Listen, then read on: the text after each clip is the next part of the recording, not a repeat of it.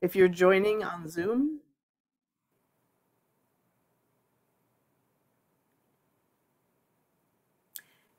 if you're joining live on Zoom, please say hello in the chat.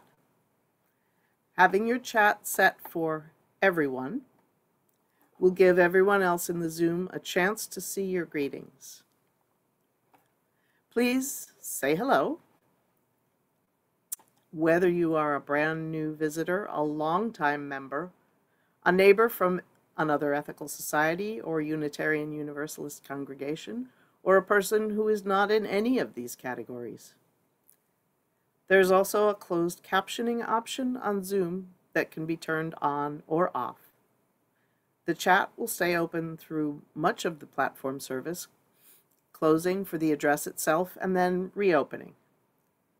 Visitors, we hope you'll say hello in the chat and that you might send an email to our membership coordinator, Maceo Thomas, at maciot@ethicalsociety.org. If you are a visitor watching the recording later, this invitation is for you as well.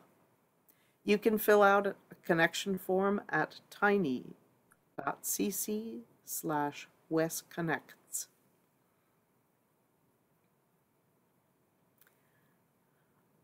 So, I will now read a few of these greetings that people have been putting into the chat. And while I'm doing that, you may want to get a candle to light during our candle lighting. So let me see what we have. Oh, lots of stuff in here. Okay, we have lots of good mornings. Hold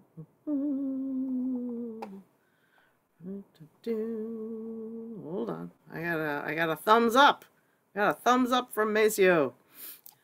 Can't really read that. So, Shirley Storms says, "Good morning on this cold morning." And Kate says, "Welcome." Maceo, "Thanks, Kate. Good morning," he says. Adam Limehouse says, "Good morning, Wes." Maceo reiterates, "Good morning, everybody." Brian and Leanne say, "Hello." Rajesh, "Good morning, Judy and all." Good morning, good morning, good morning. Robin says, "Good morning, y'all. Happy Sunday. I hope everyone is staying warm today." Oh boy, that's the truth.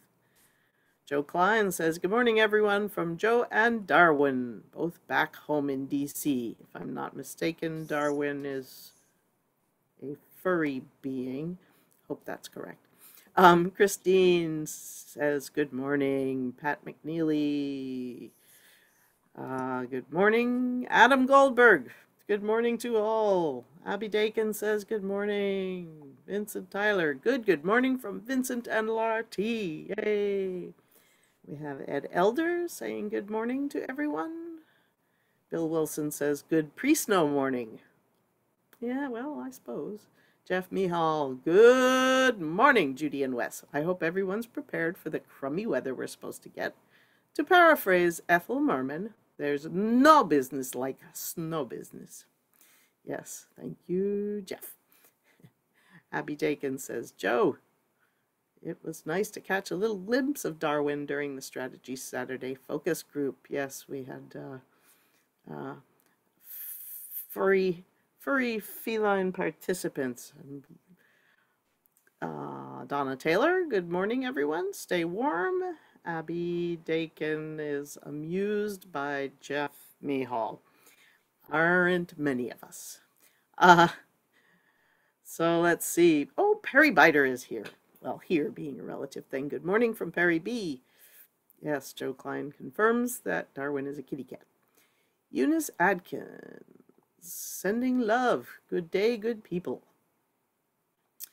And top of the morning, we have a top of the morning. Sue Jacobson. Well, I got all kinds of people in here. Good morning. I'm having fun reading these, but I'll stop in a minute. Sue Jacobson says, "Good morning, everyone." Sherry Goodall, "Grand rising, everyone. I'm excited about visiting for the first time." Well, welcome, welcome, welcome, Sherry. To all folks, please be sure to set your chat settings to everyone, and then we can all benefit from your chat. Abby, Jeff, I prefer snow to 36 degrees and raining. I guess I don't have to read every single one of these, but it's fun. Shayla says, good morning, Aaron Hill. Yay, welcome. Aaron is a guest musician. So, okay. Phew, wow. All right. So it is good to connect and to share this time together. Once you are prepared, I invite you to settle in wherever you are as we continue to gather.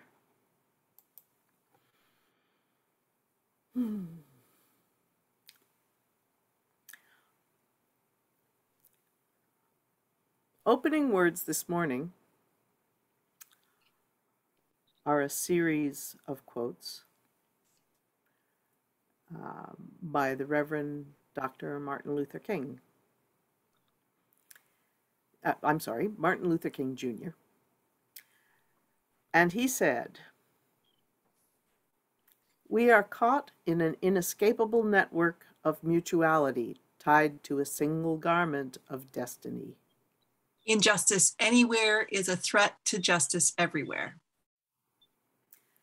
There are some things in our social system to which all of us ought to be maladjusted. Hatred and bitterness can never cure the disease of fear. Only love can do that. We must evolve for all human conflict a method which rejects revenge, aggression, and retaliation. The foundation of such a method is love. Before it is too late, we must narrow the gaping chasm between our proclamations of peace and our lowly deeds which precipitate and perpetuate war. One day we must come to see that peace is not merely a distant goal that we seek, but a means by which we arrive at that goal. We must pursue peaceful ends through peaceful means. We shall hew out of a mountain of despair a stone of hope." We begin our platform with music from guest musician Aaron Hill.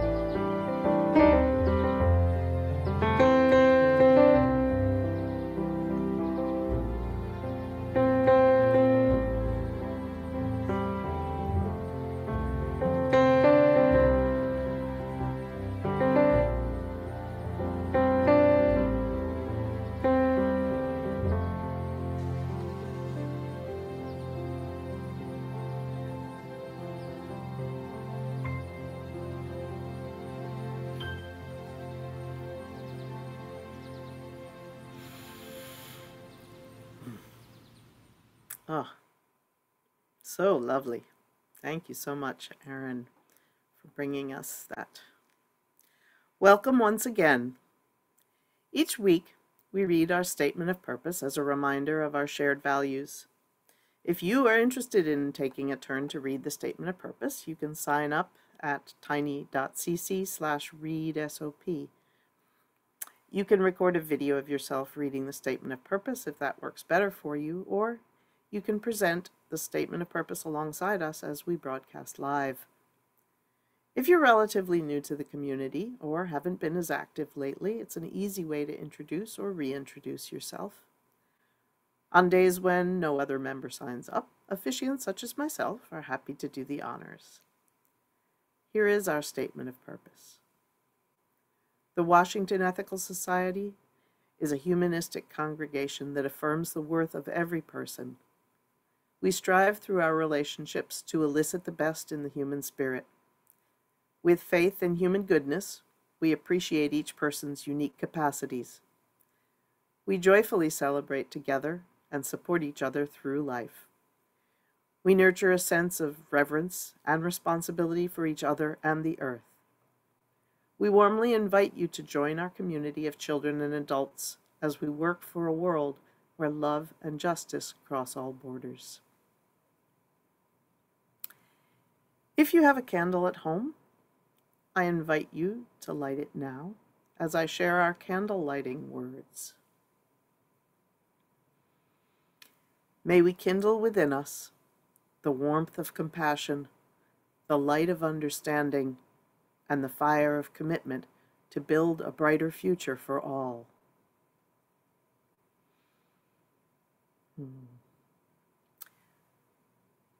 Today's platform is a reminder of the meaning and continued relevance of the holiday honoring Martin Luther King Jr.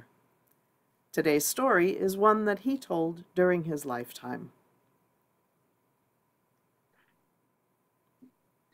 Hello, I'm Lynn Cox. My pronouns are they, them. I'm the interim leader here at the Washington Ethical Society.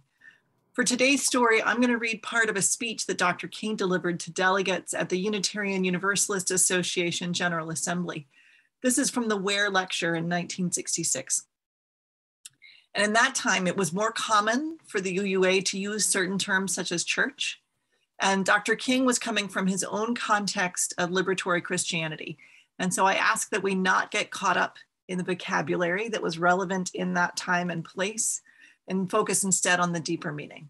And here's what Dr. King said. Let me say that I'm happy to be a Ware lecturer and to be a part of the great names that has been in this lectureship. It's a real privilege, and I can assure you that it is a real honor to be in this significant lectureship.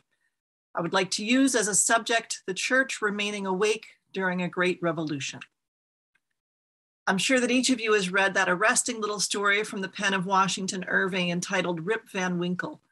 One thing that we usually remember about the story of Rip Van Winkle is that he slept 20 years. But there is another point in that story which is almost completely overlooked. It is the sign on the inn of the little town on the Hudson from which Rip went up into the mountains for his long sleep. When he went up, the sign had a picture of King George III of England. And when he came down, the sign had a picture of George Washington, the first president of the United States. When Rip Van Winkle looked up at the picture of George Washington, he was amazed. He was completely lost. He knew not who he was. And this incident reveals to us the most striking thing about the story of Rip Van Winkle is not merely that he slept 20 years, but he slept through a revolution. While he was peacefully snoring up in the mountains, a revolution was taking place in the world that would alter the face of human history. Yet Rip knew nothing about it. He was asleep. One of the great misfortunes of history is that all too many individuals and institutions find themselves in a great period of change and yet fail to achieve the new attitudes and outlooks that the new situation demands. There is nothing more tragic than to sleep through a revolution. And there can be no gainsaying of the fact that a social revolution is taking place in our world today. We see it in other nations in the demise of colonialism. We see it in our own nation in the struggle against racial segregation and discrimination. And as we notice this struggle, we are aware of the fact that a social revolution is taking place in our midst. Victor Hugo once said, "There is nothing more powerful in all the world as an idea whose time has come." The idea whose time has come today is the idea of freedom and human dignity. And so all over the world, we see something of freedom explosion. And this reveals to us that we are in the midst of revolutionary times. An older order is passing away and a new order is coming into being. The great question is, what do we do when we find ourselves in such a period? Certainly, the church has a great responsibility because when the church is true to its nature, it stands as a moral guardian of the community and society. It has always been the role of the church to broaden horizons, to challenge the status quo, and to question and break mores if necessary. I'm sure that we all agree that the church has a major role to play in this period of social change. So ends the excerpt. Dr. King was speaking to an audience of people he considered allies in the work for racial justice. Yet he knew that even among allies, the appeal of the status quo has some influence. Many years later, we still find ourselves in a period of social change, and we ask again what it would mean to be awake during a great revolution. What would it mean for the community that we are part of to show leadership in that awakening? How can we achieve the new attitudes and outlooks that the new situation demands? As we consider our network of mutuality and awaken to our shared responsibilities, let's enter into the centering time of our platform.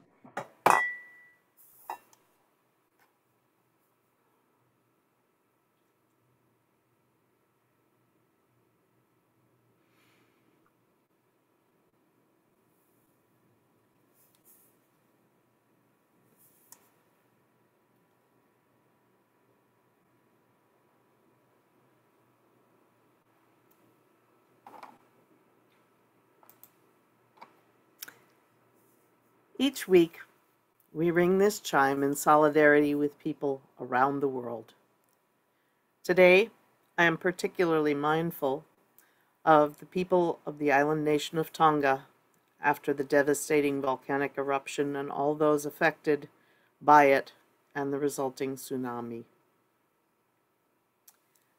As we listen to the chime, let us remember our connection to each other and the world around us.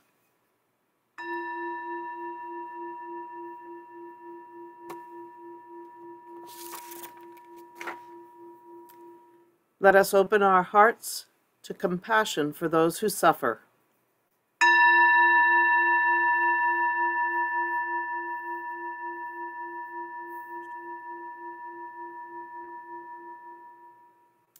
And let us commit ourselves to the work that calls for our love.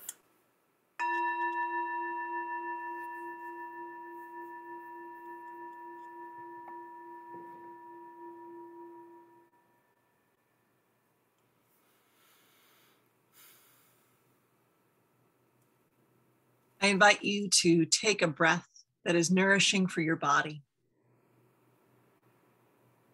Attend to the feeling of your in-breath, your pause, your out-breath. If it helps you to find your center, you may want to adjust your posture to a position that is attentive yet at ease, stable, and flexible. Open your mind and heart to this very moment, to this moment of possibility. Each breath is a beginning. So once more, open your awareness to the present. Focus on your in-breath, your pause, your out-breath.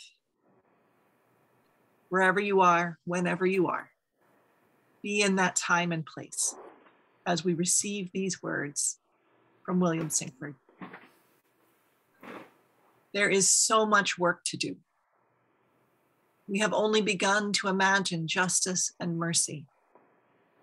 May we hold fast to our vision of what can be. May we see the hope in our history, and find the courage and the voice to work for that constant rebirth of freedom and justice. That is our dream.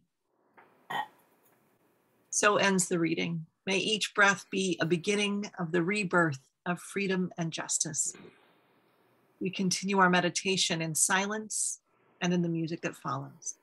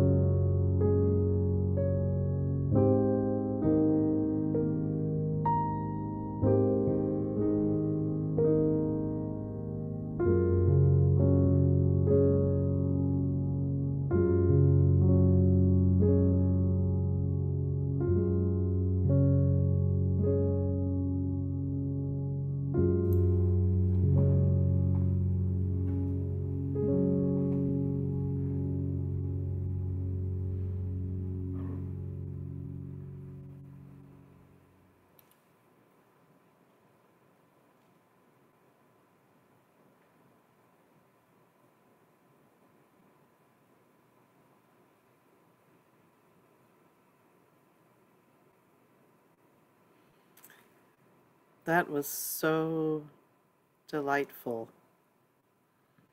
Thank you, Aaron, for sharing that with us. The reading today is The Flawed Understanding of Martin Luther King Jr. by Aisha Ansano. The Reverend Dr. Martin Luther King Jr. was a radical. He was called the most dangerous man in America by the FBI and had a 17,000-page FBI file at the time of his death. It wasn't just KKK members or those in positions of power who disagreed with him or hated him. As Cornel West explains in his book, The Radical King, by the time of King's death, most of the country didn't like him. There was intense FBI pressure, including attempts to make him commit suicide, West reminds us. The black civil rights leadership was trashing him. The white establishment had rejected him. The young black revolutionaries were dismissing him. Over the course of his life, King was not a man who was loved by most. In fact, he was hated by a select few. He was an incredibly maligned man by the time he died, and yet we never talk about that. Instead, we praise and honor him and hold him up as the highest standard of the struggle for justice. We as a society measure all who struggle for justice against Dr. King, but not against who he actually was. We measure those who struggle for justice against who we have decided Dr. King was, a sanitized version of the actual man. As a society, we tell activists that their protests are too unruly, their demands too harsh, their voices too strident, their methods too stringent. We have decided as a society that there is one way to struggle for justice, and it's the way we like to imagine King struggled for justice, even though it's not the way he actually did. In the summer of 2016, protesters took to the streets around the country, condemning police brutality and proclaiming that Black Lives Matter, as has happened over and over again with these sorts of protests. Many people criticized their methods and tactics. In a press conference, Atlanta Mayor Kasim Reed stated, "Dr. King would never take a freeway." Anyone remember the powerful thing King organized, the marches from Selma to Montgomery, the ones that entailed several hundred people walking down a highway and crossing a bridge, blocking cars from being able to drive on it? The flawed understanding of King is everywhere, and it has seeped into our society's understanding of what is acceptable or appropriate in the struggle for racial justice.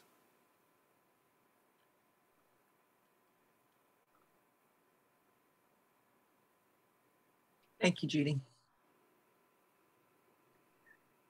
So what if Rip Van Winkle had fallen asleep in 1966 and woke up in 2022?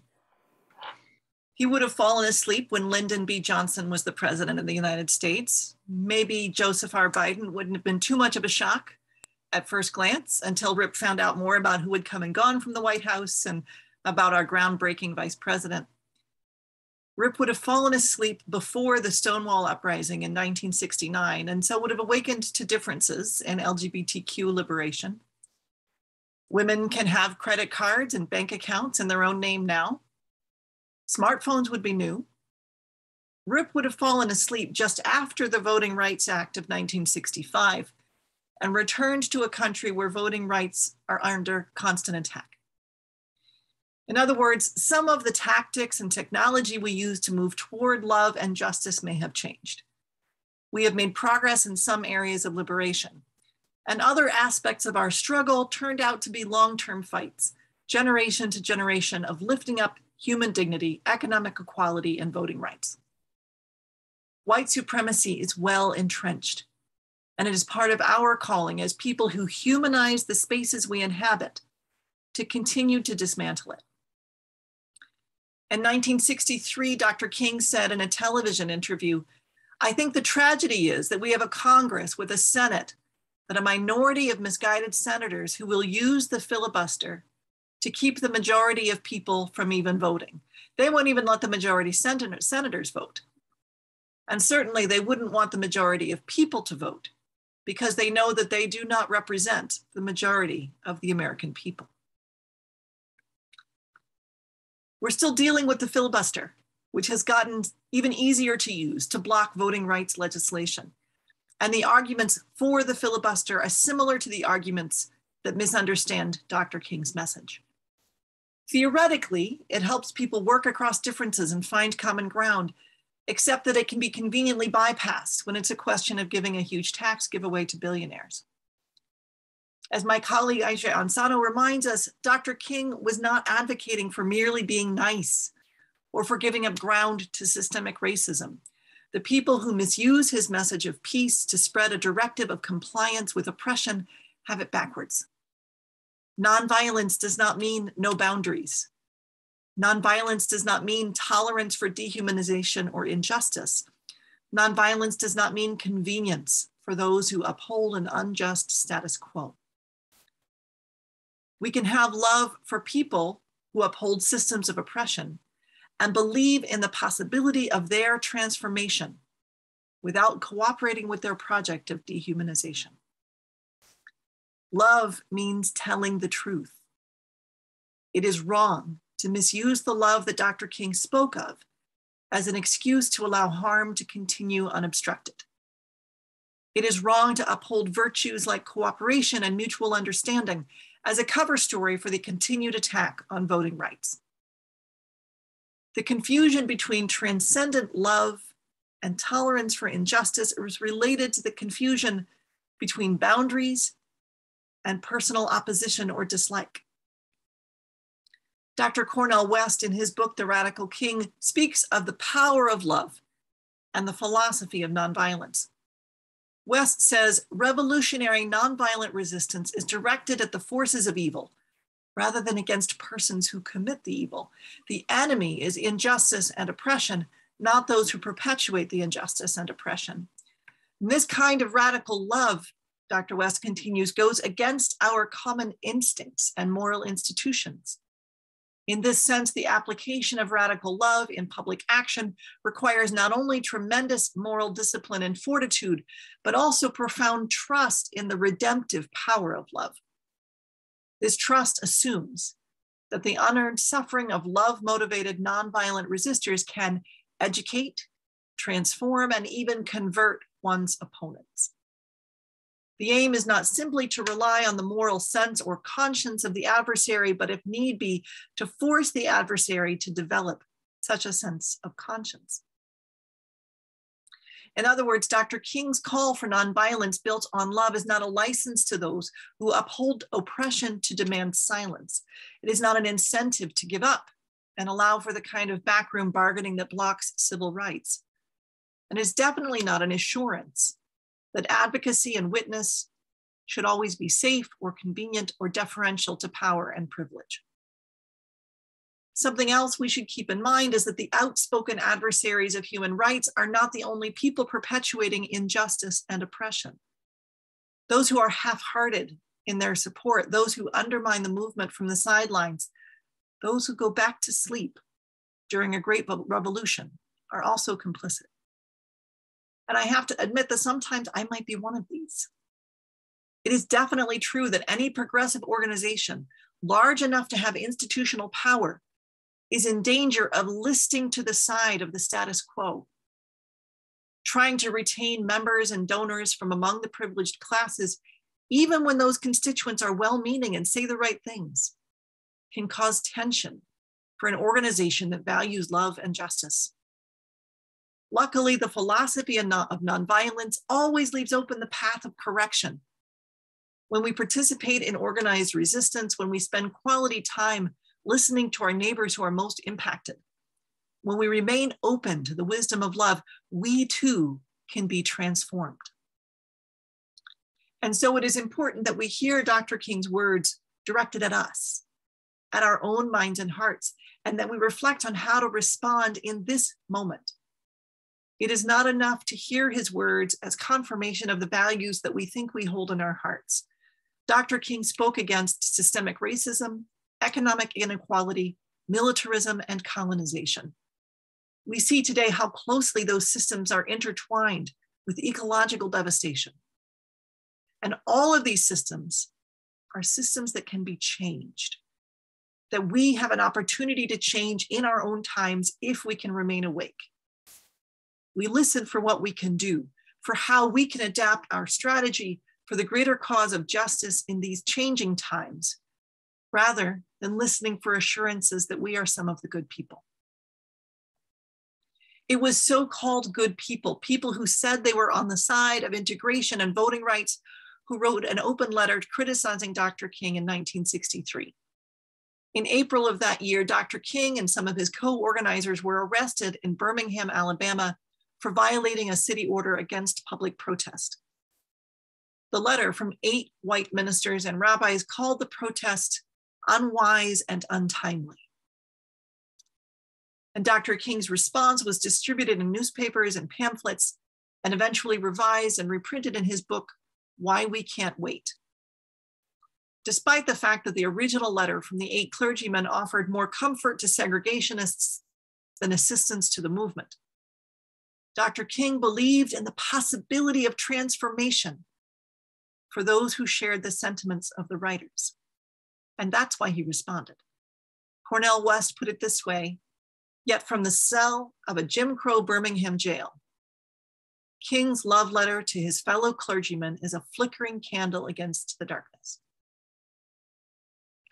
West calls Letter from a Birmingham Jail a love letter. It is a message of truth and a message of confidence in the humanity of the reader. Those who are half-hearted in the cause of justice can be heartened. We can be strengthened in our resolve to rise up for human dignity. Some of the most famous of Dr. King's quotes about our interdependence, about how our liberation is tied together, come from this letter. In it, he wrote, "Injustice anywhere is a threat to justice everywhere. We are caught in an inescapable network of mutuality, tied in a single garment of destiny. Whatever affects one directly affects all indirectly." In other words, oppression that is happening on the other side of an arbitrary border is still our business. If we don't live in the District of Columbia, DC statehood is still our business.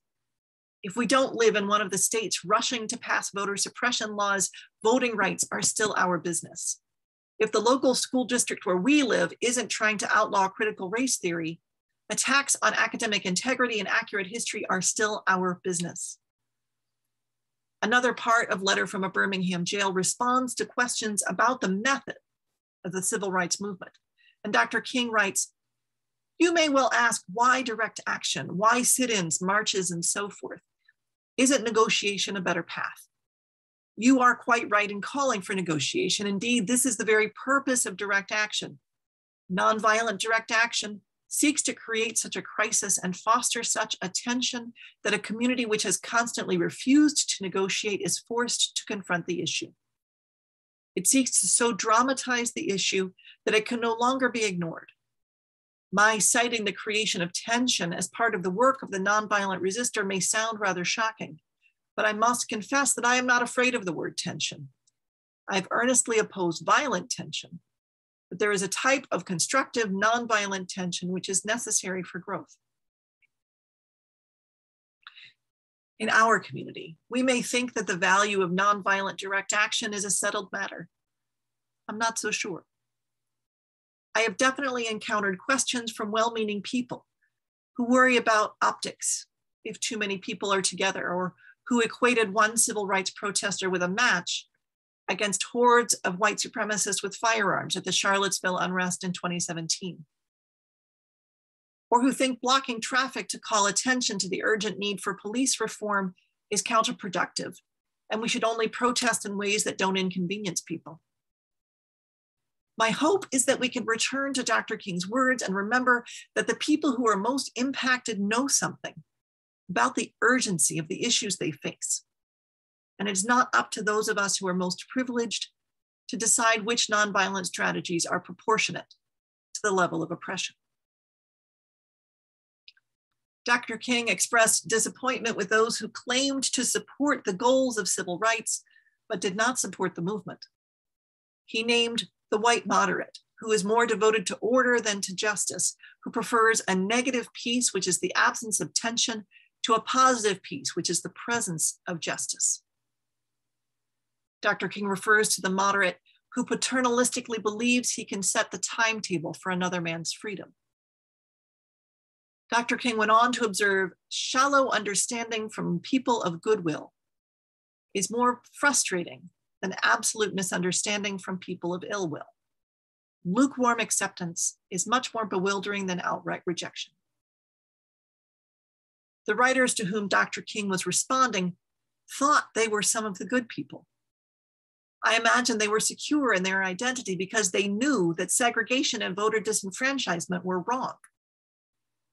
Having certain opinions does not put our actions above reproach, and it does not automatically confer wisdom or objectivity about the strategies needed to achieve justice. I often think of this passage when I hear those who carry privilege attempt to silence activists by criticizing their messaging or optics. I think about it when I hear someone claim to be a staunch ally and then threaten to withdraw their support because a person who experienced marginalization spoke harshly to them or went too far in making demands for justice. If a group of people who experience a form of oppression that I do not use a slogan or a hashtag that is bold to the point of making me uncomfortable, I think of this passage from Letter from a Birmingham Jail, and I seek out more information about their experience rather than assuming that I know best. It's not up to me to set the timetable for another person's freedom. It may be that someone else can imagine a world rooted in justice, a world that does not give me unfair advantages more easily than I can. Those of us who have lay or professional leadership in communities of conscience also have a responsibility to help our whole communities mobilize. Dr. King expressed disappointment in communities that were more cautious than courageous and have remained silent behind the anesthetizing security of stained glass windows. Though our own architecture is more plain, we still need to wrestle with the temptation to make our conversations within our walls non-confrontational.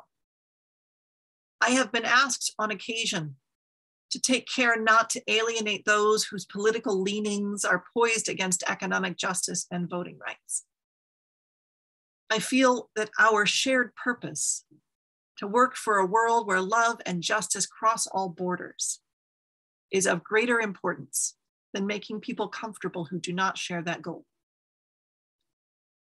Happily, these requests are rare and are overwhelmingly outnumbered by those who ask for more resources and discussion about dismantling white supremacy.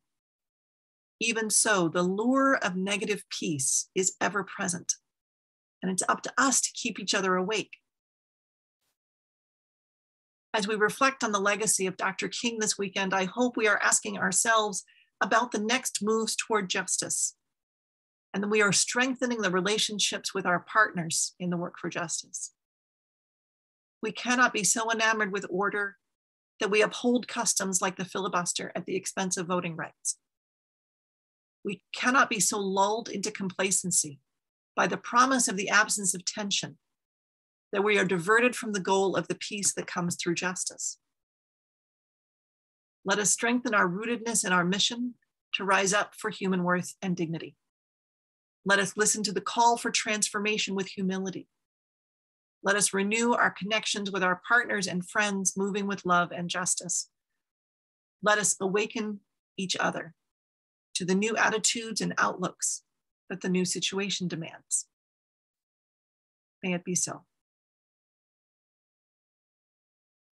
After some music, we'll have community sharing time when you can write into the chat about what resonated with you in this platform. In this time between, you might prepare for community sharing by reflecting on a personal experience or an activity at West that illustrates the values that we're lifting up today. As we contemplate, rest, and reflect, let us experience the beauty of the musical response.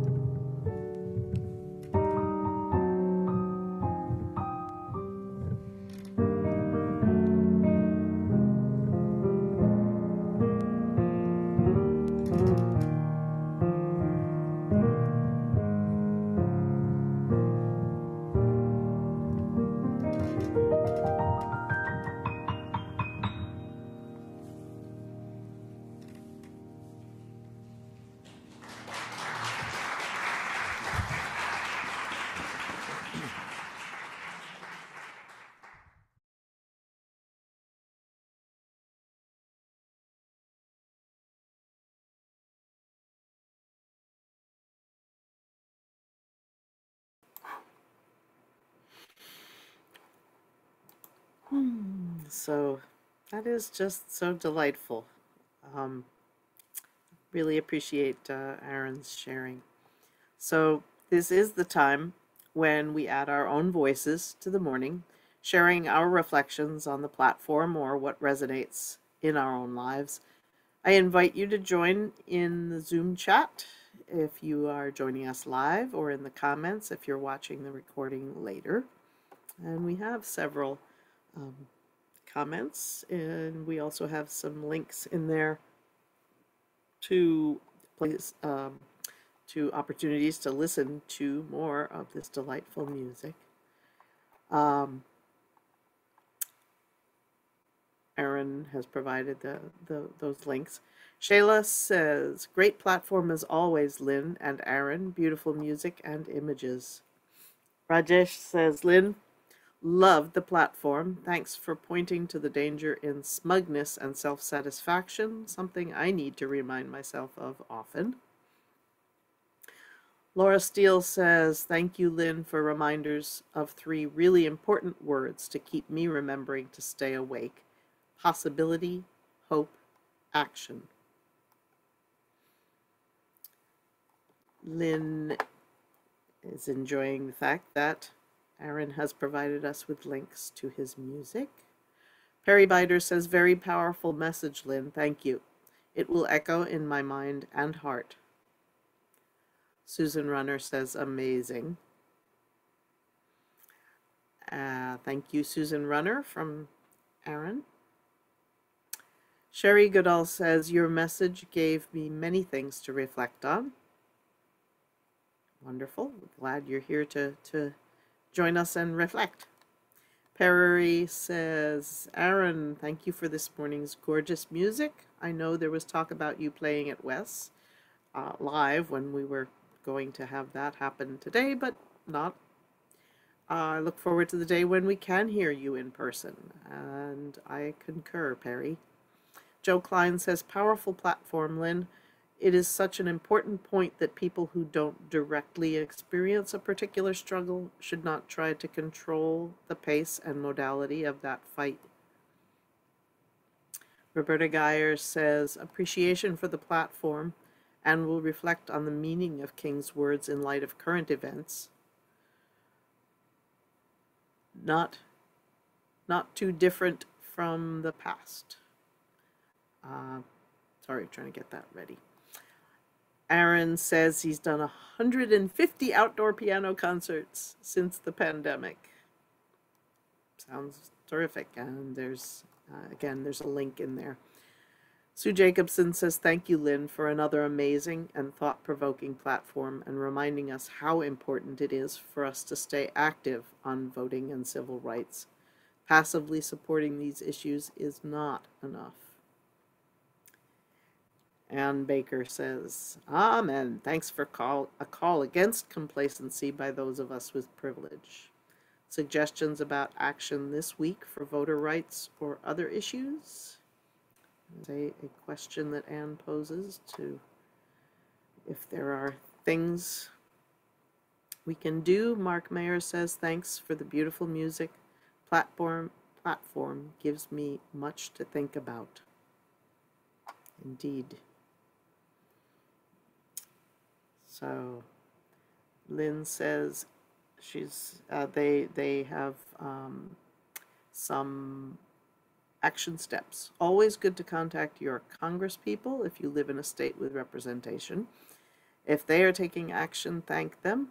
Also check Side with Love for other action items. Thank you, Lynn, for suggestions.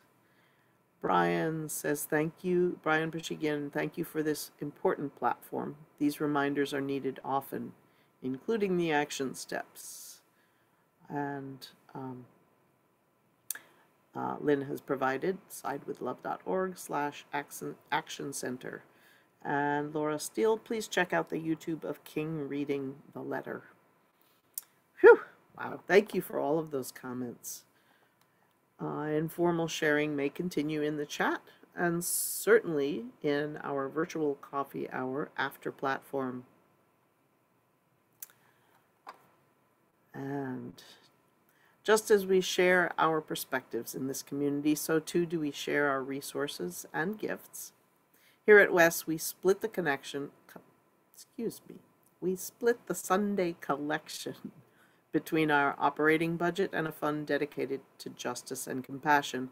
This month, half of the offering is dedicated to the Leaders Caring Fund. The Leaders Caring Fund is a grant-making fund set aside for people within the West community who are experiencing a crisis. Members can apply for grants from this fund, up to one per family per year. Grants from the Leaders Caring Fund have been used for medical bills, keeping the heat on, helping a family stay housed, and similar emergencies. Your generous gift to the Leaders Caring Fund will make a concrete difference in someone's life, perhaps someone close to you at Wes. It's good to be a part of a community where we can help each other in this way. On the slide, you will see the number to give by text, which is 202-335-1885. And you can also make a gift online through the donate button on our website at ethicalsociety.org.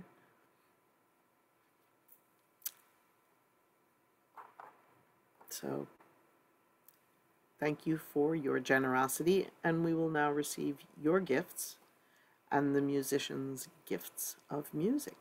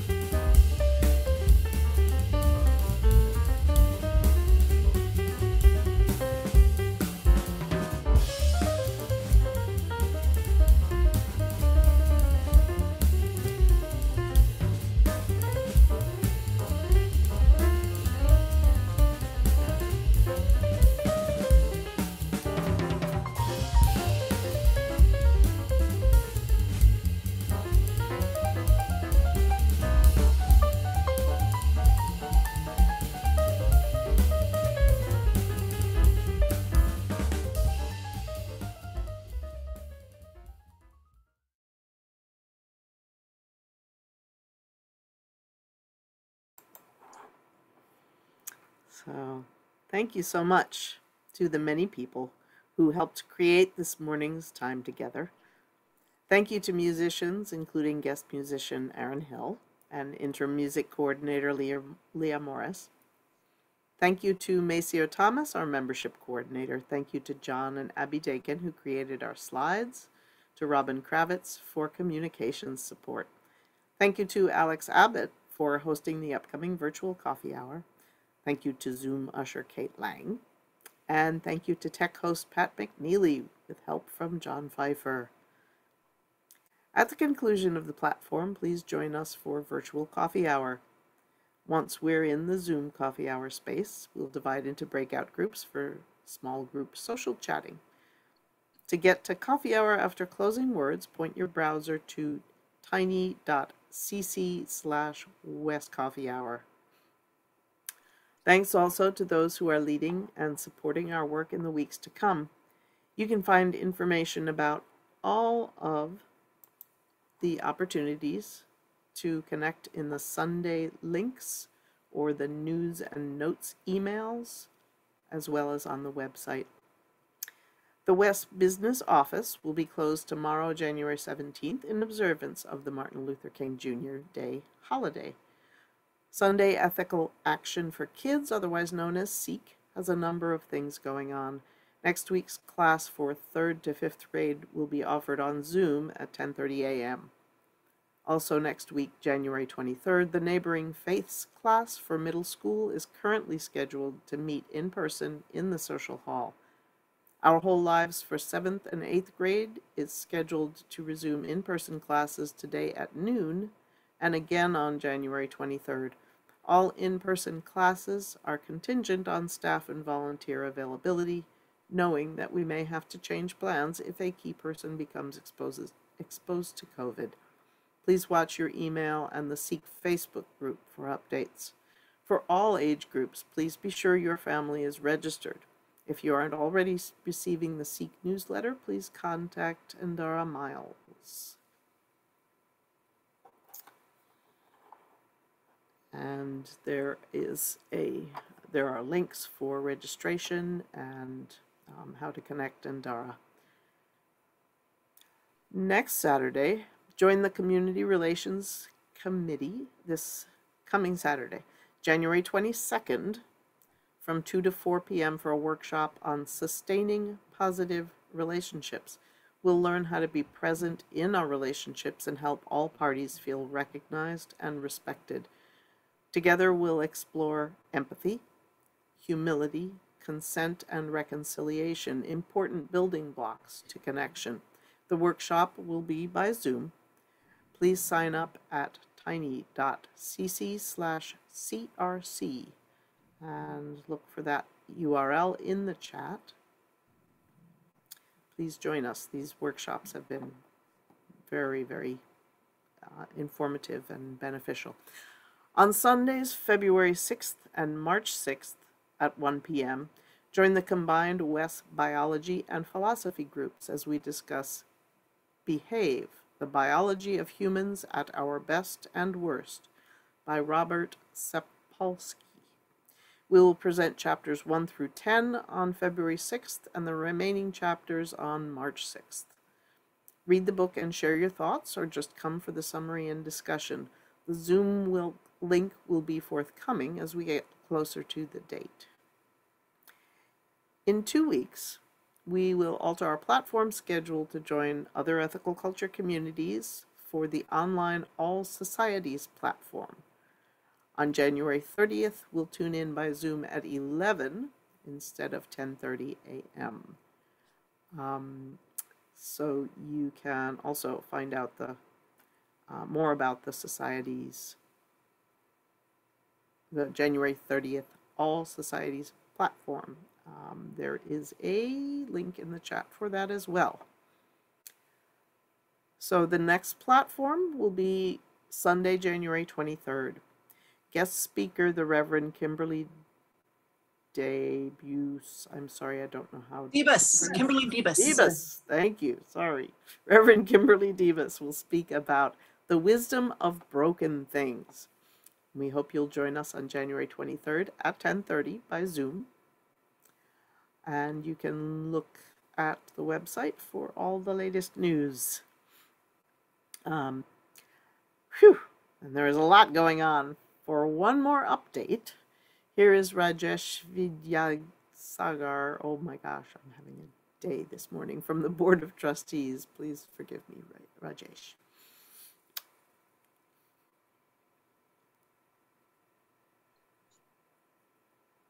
Hello, everybody. I'm Rajesh Vidyasagar. Thanks, Judy. The pronunciation is actually pretty good. And I'm a member of the Board of Trustees. This month, instead of a pre-recorded message from the board, we're going to do it live. The board recognizes and shares the disappointment of many members that safety concerns have returned us to all Zoom platforms and limited small group contact as a result of the Omicron virus. Best wishes for a speedy recovery to members and their families who've been affected.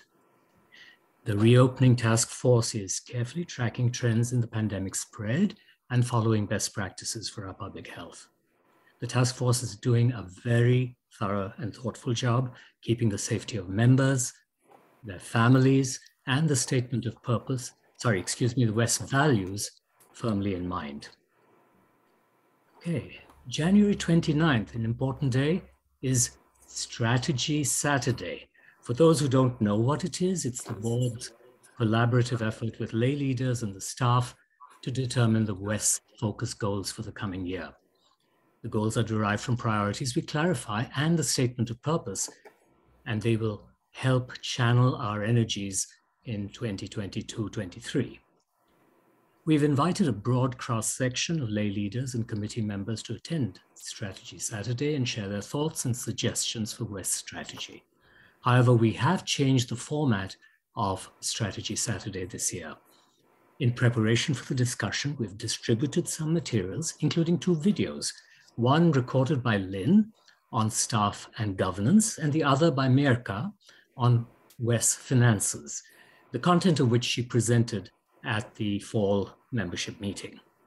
Participants have been invited to view these before coming to the session so that we can all build on the same knowledge base. We're also looking for ways to make the staff and governance video available to members.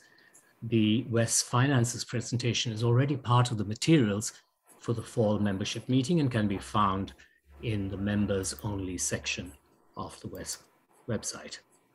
We've also held 2 focus groups to generate ideas for the West strategy for 2022-23. One was for staff and board trustees and the other for lay leaders.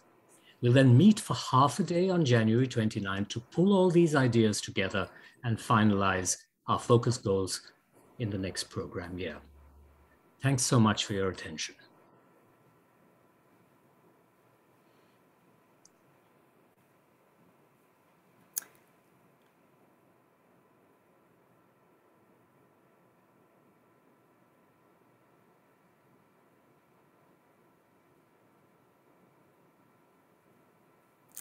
Thank you to Rajesh and to all of the trustees for their hard work. And thank you all for being a part of the platform this morning. Let's enjoy our closing song for the month. You gotta put one foot in front of the other and lead with love. Put one foot in front of the other and lead with love. You gotta put one foot in front of the other and lead with love. Put one foot in front of the other and lead with love. Don't give up hope. Don't give up hope. You're not alone. You're not alone. Don't you give up. Don't you give up. Keep moving on. Keep moving on.